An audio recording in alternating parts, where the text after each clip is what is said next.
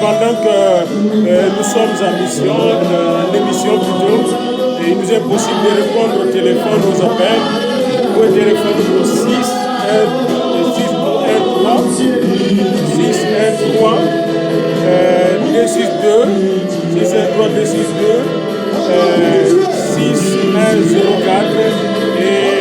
et Maman Hélène vous répondre, s'il vous plaît. Merci beaucoup.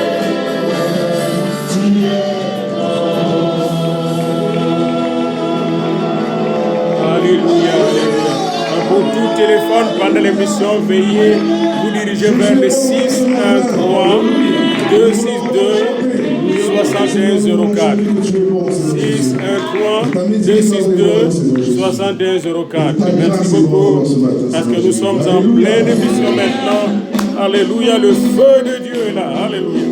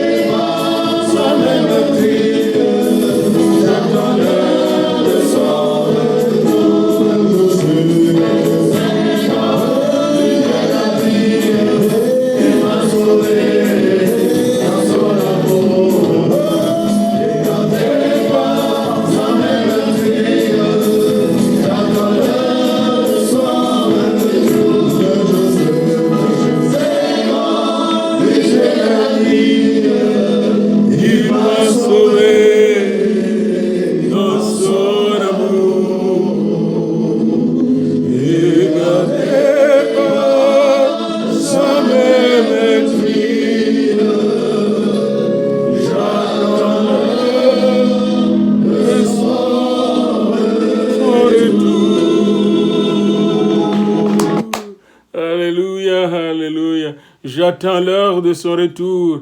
Est-ce que vous aussi attendez-vous l'heure, le grand heure de son retour? Si oui, dites Amen. Si oui, dites Amen. Alléluia. Dites Amen avec moi. J'attends l'heure de son retour. Alléluia.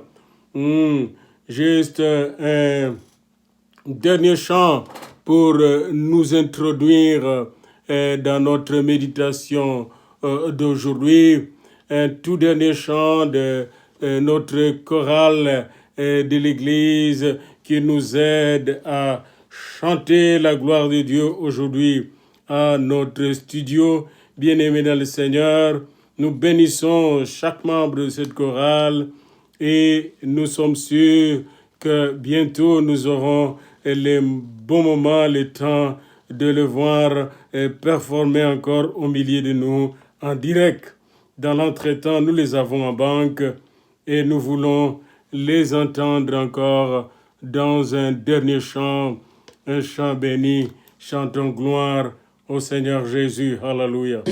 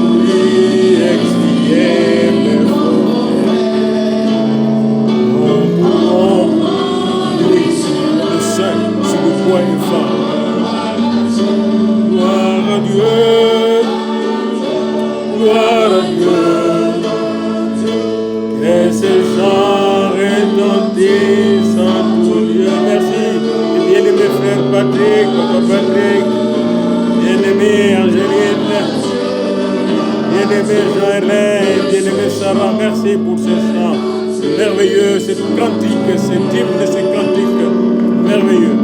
Gloire à Dieu.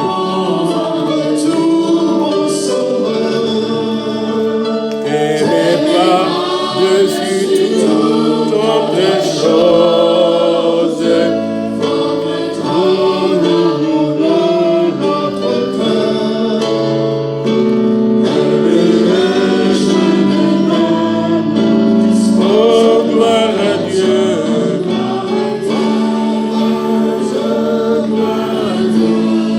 Gloire à Dieu, que ce chant retentissant. Chantez, chantez, gloire à Dieu, gloire à Dieu, gloire à Dieu. Que ce chant retentissant tout Dieu. Que ce chant retentissant tout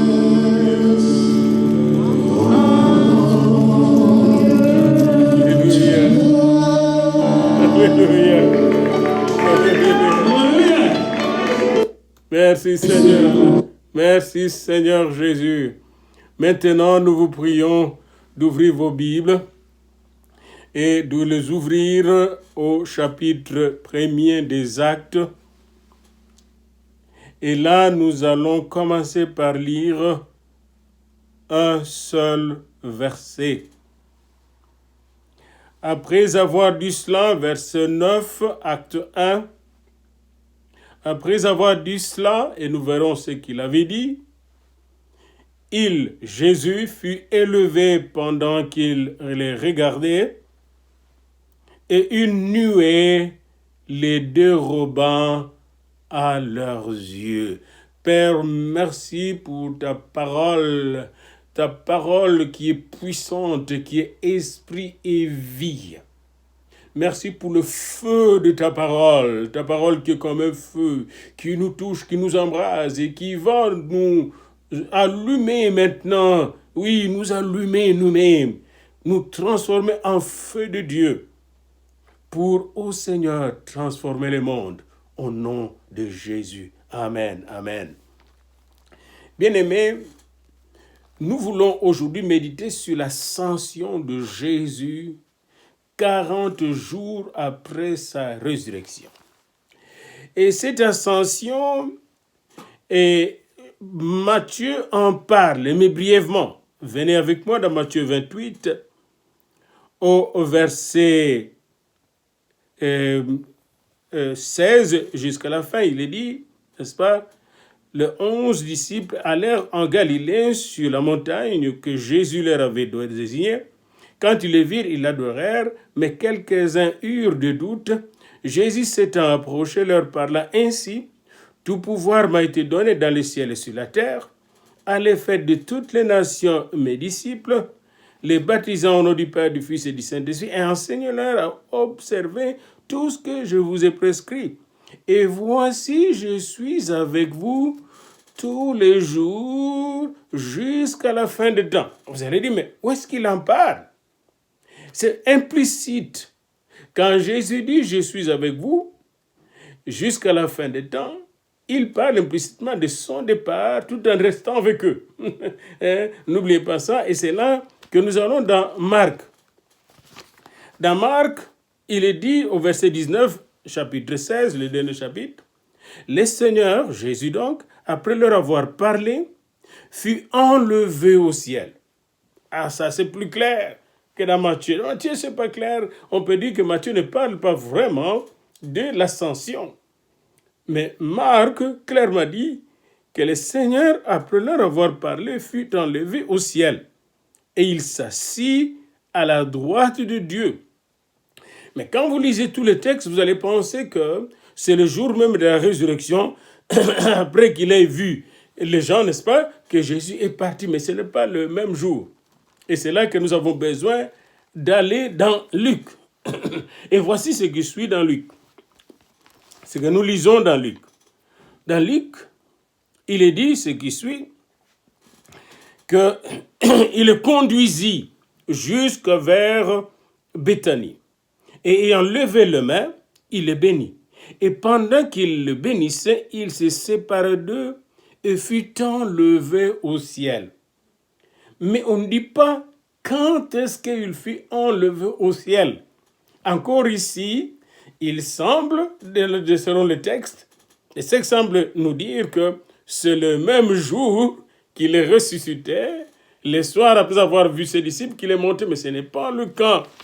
C'est pourquoi Luc revient à ces phénomènes de l'ascension, c'est-à-dire de l'enlèvement de Jésus vers le ciel, parce que Jésus fut élevé par son Père pour retourner auprès de son Père, d'où il vint pour venir nous sauver ici sur la terre. Alors, Luc précise le jour et l'endroit de cette élévation de Jésus vers le Père. Alors, ascension veut dire élévation de Jésus vers le Père. Et Luc, qui écrit à Théophile, dit, verset 3, verset déjà 1 à 2, allons-y comme 2, Théophile, je parle dans mon premier livre, c'est-à-dire dans Luc, de tout ce que Jésus a commencé de faire et d'enseigner dès le commencement, c'est-à-dire dès le commencement de son ministère, après le baptême de Jean, jusqu'au jour où il fut enlevé au ciel. L'ascension de Jésus s'est fait le jour où il fut enlevé au ciel. Après avoir donné ses ordres par le Saint-Esprit. Il a donné des ordres par le Saint-Esprit à ses disciples et après avoir donné ses ordres, il fut élevé au ciel. C'est ce que nous dit la parole. Et il a donné ses ordres à ses saints apôtres.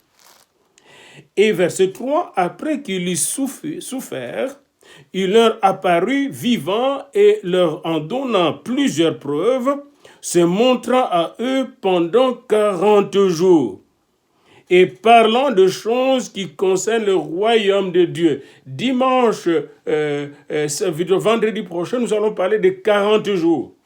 Comment pendant les 40 jours, Jésus a préparé ses disciples à recevoir le Saint-Esprit.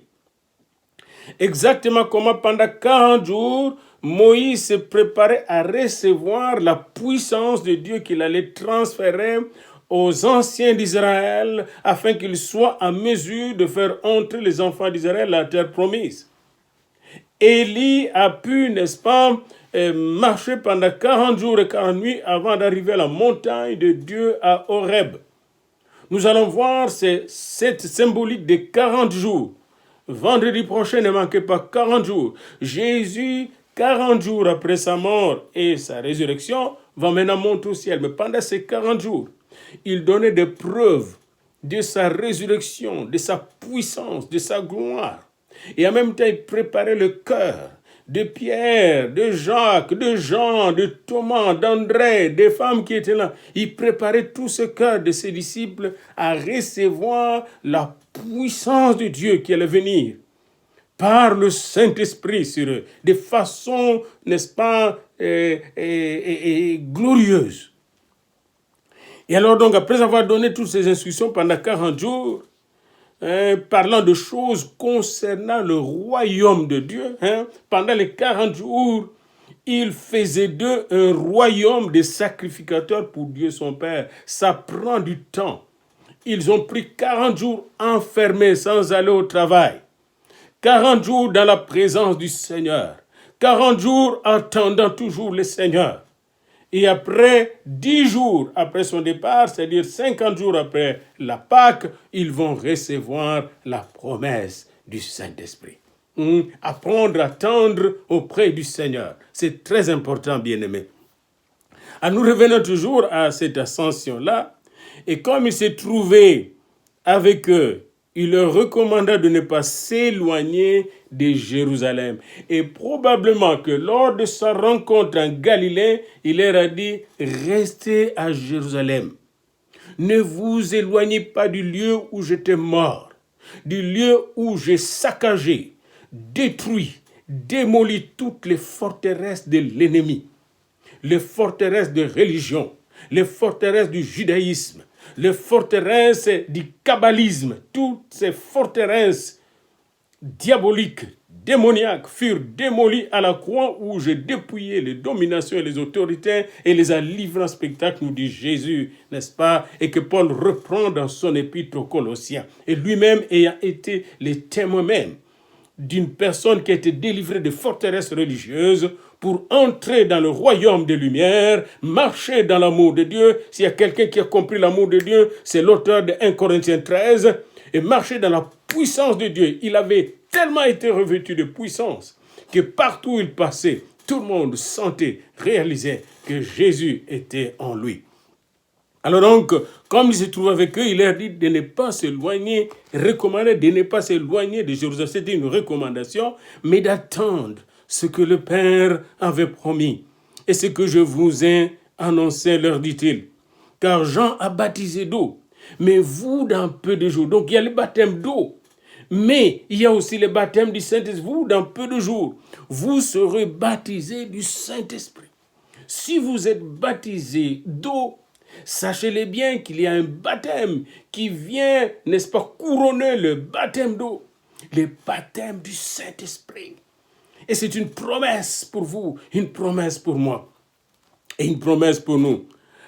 Alors les apôtres réunis demandèrent à Jésus, « Seigneur, est-ce que en ce temps que tu vas rétablir le royaume d'Israël ?» Voyez-vous ici, eux, leur préoccupation était politique. Ils voulaient que Jésus soit le Messie qui va rétablir le royaume d'Israël comme au temps de David, même mieux qu'au temps de David. Et Jésus, sa préoccupation était spirituelle, éternelle, pour un royaume éternel, qui va inclure évidemment aussi le salut des Juifs. Mais c'est dans une perspective du royaume de Dieu et au nom du royaume humain. C'est pourquoi Jésus leur répond, ce n'est pas à vous de connaître, ce n'est pas à vous de connaître le temps ou le moment que le Père a prévu, fixé de sa propre autorité. Le temps appartient à Dieu. Il a fixé de sa propre autorité le temps de la restauration. Comme beaucoup de gens disent, on va restaurer l'église, on va faire ceci, il y a quelque chose qui va se faire, Dieu va faire ceci. Il n'est pas là, lui. Il a son temps, son kéros. Mais vous recevrez une puissance. Autrement dit, ce qui compte pour vous, c'est la puissance. Le Saint-Esprit survenant sur vous et vous serez mes témoins. À Jérusalem, dans toute la Judée, dans la Samarie, jusqu'aux extrémités de la terre. Et c'est très important de voir comment Jésus procède pour fixer l'attention de ses disciples sur l'avènement du Saint-Esprit bien-aimé. Et ça doit être aussi notre préoccupation fondamentale. Même aujourd'hui, quand je venais dans cette émission, ma préoccupation était le feu du Saint-Esprit, la présence du Saint-Esprit, la puissance du Saint-Esprit sur chacun de nous. Car je suis convaincu que chaque fois qu'on s'approche de Dieu, quand il nous touche, il y a une nouvelle onction qu'il nous donne, une nouvelle bénédiction qu'il nous donne, de nouveaux projets qu'il nous donne, une nouvelle sagesse qu'il nous donne, une nouvelle lumière qu'il nous donne. Puis cette lumière doit grandir et grandir et grandir tout au long de notre vie jusqu'à ce que nous allons le voir face à face et que nos corps seront lumière comme son corps, n'est-ce pas, est lumière. Mais vous recevrez une puissance, une dynamesse, le Saint-Esprit survenant sur vous et vous serez mes témoins. Alors il leur donne même la géographie de ces témoignages. Chacun de nous doit connaître qu'il va commencer à témoigner là où il a été converti, là où il a été baptisé du Saint-Esprit. Mais il doit mouver de sa Jérusalem, de sa ville de Jérusalem, pour aller vers la Judée, n'est-ce pas, vers la Samarie et vers les extrémités de la terre, tant et si bien qu'à la fin des temps, le Seigneur le trouvera en train de faire le travail que Dieu lui a confié. Et donc, c'est après avoir dit cela, et nous allons maintenant dans l'objet de notre méditation. Après avoir dit cela, c'est-à-dire, après avoir fixé les apôtres sur ce qui les attendait, sur leur mission, sur la puissance qu'ils allaient recevoir pour accomplir cette mission. Une puissance surnaturelle, une puissance divine, une puissance que personne ne saurait arrêter, une puissance invincible et invaincue. La puissance du Saint-Esprit, la sagesse du Saint-Esprit, l'intelligence du Saint-Esprit, le don du Saint-Esprit, qui allait être en fait l'instrument pour accomplir la mission de Dieu. Parce que cette mission que nous accomplissons, on ne peut pas la réaliser avec nos propres forces. Et les apôtres devaient le savoir. Pierre a essayé de suivre Jésus par ses propres forces, il a échoué. Thomas a essayé de suivre Jésus par ses propres forces, il a échoué. Et finalement, Jésus est venu à leur rescousse pendant 40 jours. Il les a restaurés, il les a transformés, il leur a donné un cœur nouveau, un esprit nouveau. Et là, ils devaient se préparer à recevoir le Saint-Esprit. Après avoir dit cela, il fut élevé. Qui l'a élevé? C'est le Seigneur lui-même, le créateur de la force de pesanteur qui nous garde sur la terre, est venu lui-même le lever. Ces saints anges, personne ne voyait, mais on voyait et regardait dans Luc, au chapitre 24, vous allez voir comment il était élevé. Quand il le conduisait à Béthanie, il le conduisit plutôt à Béthanie, pendant qu'il le bénissait, il se sépara d'eux. Luc 24, verset 52, et il fut enlevé au ciel. Il fut élevé par le Père pendant qu'il le bénissait. Il le bénissait. Il le bénissait abondamment. C'est pourquoi Paul va nous dire dans Éphésiens 1, 3, béni soit Dieu, l'Éternel, le Père, qui nous a bénis de toute bénédiction spirituelle dans le lieu céleste. Jésus montait au ciel, bénissait. Il bénissait ses disciples et il montait en bénissant. Aujourd'hui encore, il continue à nous bénir. Et c'est très important. Jésus monte là où il n'y a que bénédiction. Et il laisse bénédiction sur la terre, bien-aimés, sur ses enfants. Jésus a béni la terre. Il a béni ses disciples en montant. Il n'a pas maudit la terre, il a béni. Il montait en bénissant. Pendant que le Père l'attirait vers lui dans la gloire, il bénissait et ses disciples. Et ses disciples le regardaient. Et après, une nuée, exactement la même nuée qui conduisait les enfants d'Israël dans le désert pendant 40 ans. La nuée qui montre la présence de l'ange de l'Éternel, de la puissance de Dieu. Une nuée le déroba à leurs yeux. Une nuée vint le prendre. C'est comme si la main de l'Éternel est venue le chercher, embrasser son fils et le recevoir dans son royaume. Dans sa gloire. Il est entré dans la Shekinah, dans la gloire de Dieu, en tout en bénissant ses disciples. Parce que les disciples devaient continuer dans la bénédiction de Dieu, à bénir la terre, à chasser le démon, à sauver le pécheur, à guérir les malades, à ressusciter les morts, sous la bénédiction de Jésus-Christ. Alléluia, alléluia, alléluia. Maintenant, le verset 10 m'intéresse au point, suivez ça bien. Et comme ils avaient le regard fixé, voyez-vous, les disciples ont appris à fixer les regards sur Jésus. Ils ne se regardaient plus eux-mêmes. Fini le narcissisme, fini l'égocentrisme. Ils avaient le regard fixé sur Jésus, puis ils sont restés le regard fixé sur Jésus. Et là, il fixait les regards vers le ciel. Alors que la nuée l'avait déjà dérobé, il contemplait encore le ciel. Il regardait encore le ciel. Alléluia. Qu'est-ce que cela veut nous dire?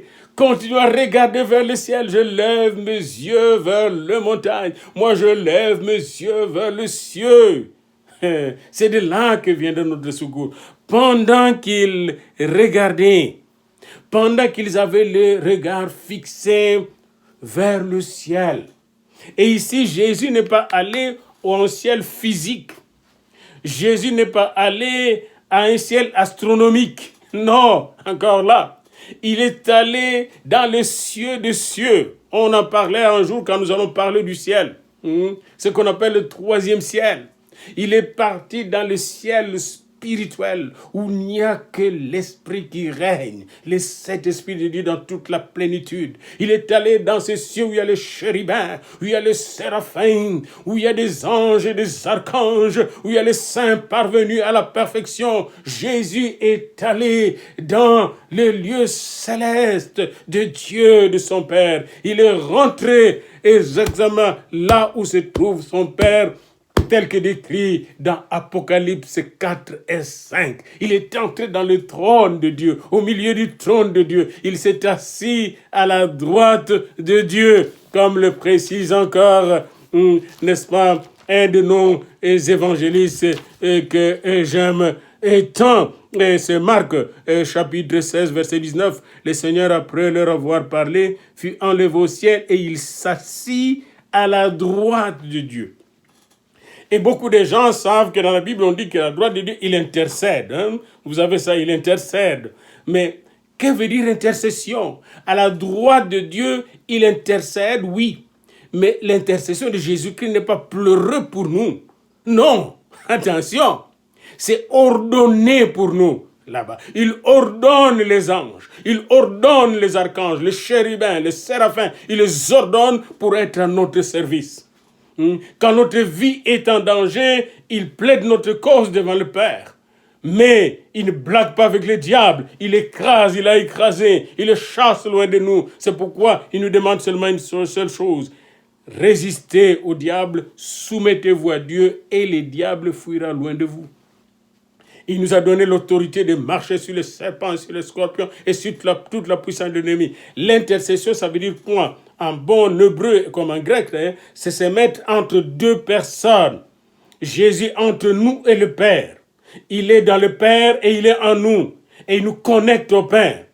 Et là, à la droite du Père, nous sommes présents en lui. Voilà. Nous sommes interconnectés entre nous en Christ, mais aussi connectés au Père, au cœur du Père, à la puissance du Père, à l'Esprit du Père. Et c'est l'Esprit du Père qui est en nous. Et un des rôles de Jésus là, c'est de nous garder en lui, pour que nous puissions agir pour lui, par lui, dans la gloire du Père. Amen. Alors maintenant, comme ils avaient les regards fixés vers le ciel, pendant qu'ils s'en allaient, suivez ça très bien parce que c'est notre dernier point pour cette méditation. Voici deux hommes vêtus de blanc leur apparurent. Deux hommes vêtus de blanc, comme sortis comme ça, du néant, du ciel. Et dire, hommes galiléens. Vous voyez ici, galiléens, on les appelle galiléens. Et ici, j'aimerais vous faire une parenthèse juste. Quand Jésus était jugé chez Caïphe, la nuit, savez-vous qu'est-ce que Pierre a fait? Il a nié qu'il était galiléen. Et il a nié qu'il connaissait Jésus. Mais maintenant, quand les anges arrivent, les deux anges, qu'est-ce qu'ils disent? Hommes galiléens. C'est-à-dire, l'authenticité, l'identité de Pierre et des autres était restaurée par Jésus. Ils sont devenus des Galiléens. Comme vous êtes Canadiens, Québécois, Outaouais, Congolais, tout ça. Notre identité, nous devons l'assumer en lui, tel que je suis sans rien à moi, sinon son sang versé pour moi. Et il y a tout un enseignement que je pouvais faire là-dessus sur homme galiléen. Ça pouvait être homme québécois, homme congolais, homme africain. Comme, n'est-ce pas, Simon de Cyrène. Il était un juif africain de la Cyrénaïque, la Libye actuelle. Gloire à Dieu. Nous devons assumer ce que nous sommes et Dieu veut nous transformer dans tout ce que nous sommes pour faire de nous de nouvelles créatures de sa main. Hommes galiléens, pourquoi vous arrêtez-vous à regarder au ciel?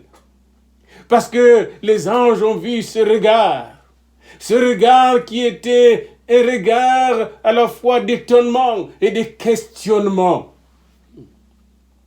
Alors Jésus les a envoyés tout de suite. Voyez-vous, Le Seigneur peut envoyer des anges pour vous parler, pour vous conduire, pour vous conseiller, pour vous diriger en lui. Pas pour se faire adorer, non, mais pour nous conduire à adorer le Père, le Fils, en esprit et en vérité. Pourquoi vous arrêtez-vous à regarder au ciel? C'est Jésus. Soulignez ça. C'est notre point de chute. C'est Jésus qui a été enlevé au ciel. Ascension. L'ascension. C'est Jésus qui a été enlevé au ciel. Enlevé dans la gloire de Dieu. C'est Jésus qui est rentré dans la gloire de Dieu pour vous. Alléluia. Et assis à la droite de Dieu pour vous. C'est Jésus mort et ressuscité qui a vaincu la mort et qui a été enlevé au ciel au milieu de vous. Du milieu de vous. Il était avec vous. Ils l'ont vu, imaginez-vous, ils ont vu Jésus depuis sa jeunesse. Ils l'ont vu opérer des miracles, nourrir de foules avec quelques pains et quelques poissons. Ils l'ont vu ressusciter Lazare. Et là, aujourd'hui, à Béthanie, encore là, j'avais tout un enseignement sur Béthanie. Pourquoi Béthanie? Béthanie, pas loin de Mont des Oliviers. Béthanie, pas très loin de Jérusalem. Mais pourquoi il n'est pas parti de Jérusalem, de la montagne du temple? Mais Béthanie, parce que à Béthanie, il avait beaucoup de gens qui étaient des temples du Seigneur. Il y avait plus que les temples de Jérusalem là. Lazare était là. Marie était là, Simon le lépreux était là, Marthe était là, et plusieurs personnes à Béthanie étaient transformées comme la capitale de Jésus-Christ, tout près de Jérusalem. C'était sa base militaire placée tout près de la capitale, et il reviendra sur cette montagne des Oliviers. Alléluia, alléluia, alléluia, avant d'aller à Sion, bien-aimé. Alors, et là, de Béthanie, il est parti au ciel. Et les anges disent, c'est Jésus qui a été enlevé au ciel du milieu de vous. C'est Jésus qui était avec vous et qui est parti, que vous avez touché, que vous avez vu, et dont vous avez entendu la voix, qui vous a laissé tant de promesses, dont la promesse du baptême du Saint-Esprit. Eh bien, il viendra de la même manière que vous l'avez vu allant au ciel. Bien-aimés, le départ de Jésus vers le ciel nous laisse une grande promesse. Et cette promesse va bientôt s'accomplir. Nous sommes en train d'aller vers ce qu'on appelle la fin des temps des nations, les temps des humains. Vous avez vu, avec ce coronavirus, on a démontré comment nos gouvernements sont incapables de tout gérer. L'homme ne peut pas tout contrôler, la science ne peut pas tout contrôler, il y a des limites, bien-aimés. Et Dieu va de plus en plus nous démontrer les limites de l'homme. Puis viendra l'Antichrist qui va se manifester sous l'égide du dragon Satan avec, n'est-ce pas, la bête comme nous le voyons dans Apocalypse 13 jusqu'à 16. Et nous savons la fin de ce régime qui sera la fin de Satan. Il y a d'abord la fin de l'homme, puis la fin de Satan, et enfin l'établissement du royaume de Dieu, le royaume millénaire de Christ. C'est un autre thème que je n'aborde pas aujourd'hui, mais notez bien, il y a un événement que le monde doit attendre. L'avènement de Jésus-Christ. Bientôt, Jésus revient dans toute sa gloire. Alléluia. Et quand ils ont entendu cela, alors ils retournèrent à Jérusalem, de la montagne appelée des Oliviers, parce que Béthanie se trouve juste sur la montagne des Oliviers, et qui n'est pas très loin de Jérusalem. Et quand ils furent arrivés, qu'est-ce qu'ils ont fait? Et c'est là notre conclusion, ils montèrent dans la chambre haute où ils se tenaient d'ordinaire. Et c'était Pierre, Jean, Jacques, André, Philippe, Thomas, Barthélemy, Matthieu, Jacques, fils d'Alphée, Simon, les Zélotes, Jude, fils de Jacques. Ils montaient tous. Est-ce qu'on peut ajouter votre nom ici? Tous d'un commun accord, persévéraient. Notez les mots, persévéraient. Ils persévéraient dans la prière. avec les femmes. Marie, la mère de Jésus, est avec eux, le frère de Jésus aussi. Tous d'un commun accord. Persévérer. Ils ont eu la force de persévérer dans la prière. La force de louer le Seigneur. La force d'adorer le Seigneur. La force d'attendre l'onction nécessaire.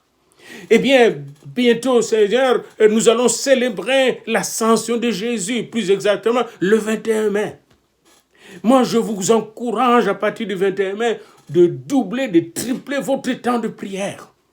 De passer 3 heures de prière par jour pendant ce confinement. C'est un temps merveilleux, il ne faut pas se plaindre pendant le confinement. Dieu nous a arrêtés pour prier, pour prier, pour prier. Au lieu de dire confinement, dit temps de prière, temps de retraite, temps pour chercher la face de Dieu.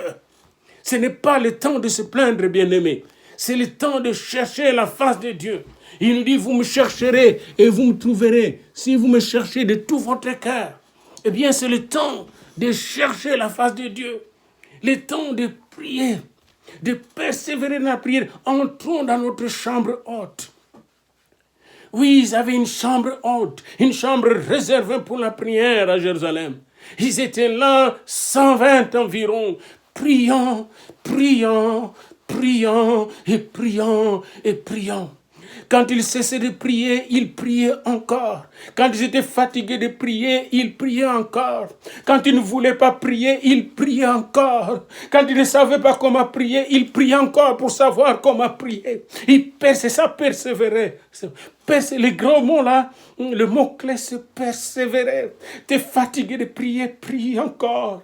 Tu ne sais pas que dire, prie encore. Jusqu'à ce que tu recevras les langues de Dieu qui te permettront de prier en esprit, en vérité.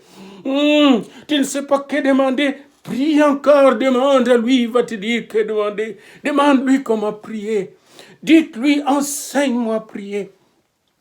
Ils étaient là à l'école de prière, à l'université de prière. Ils ont persévéré dans la prière. Si j'avais un court sermon à faire un jour dans une église, ça sera prier. Et on me demande encore, quel est le sermon? Prier. Et encore, quel est le sermon? Prier jusqu'à ce que le Saint-Esprit, oh alléluia, jusqu'à ce que le Saint-Esprit vienne te chauffer. Priez jusqu'à ce que tu seras chauffé par le Saint-Esprit.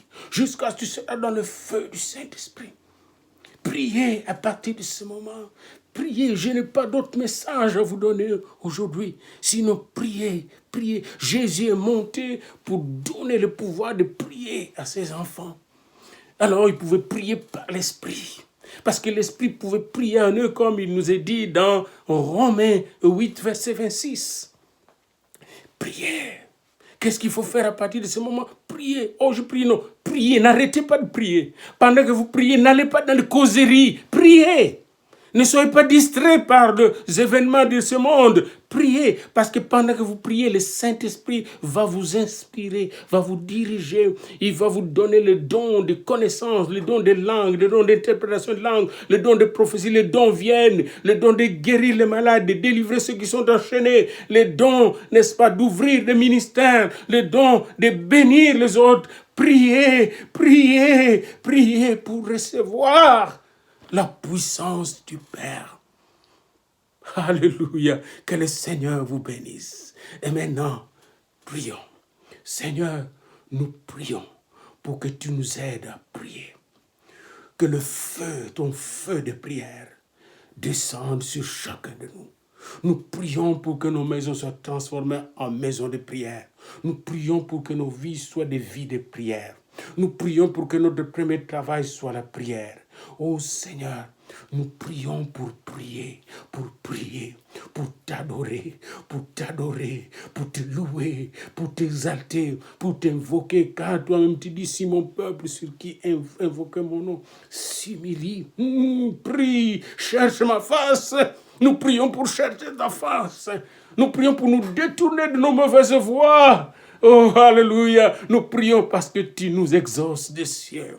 Tu pardonnes notre péché. Tu guéris nos pays. Alléluia, alléluia. Seigneur, enseigne-nous à prier. Conduis-nous dans la prière. Allume le feu de la prière. Tout le reste de notre vie, et particulièrement cette semaine, rend notre prière intense, notre prière puissante, notre prière inspirée, joyeuse, paisible, glorieuse, au nom de Jésus. Et dans ta gloire, Papa. Et le peuple de Dieu dit, Amen.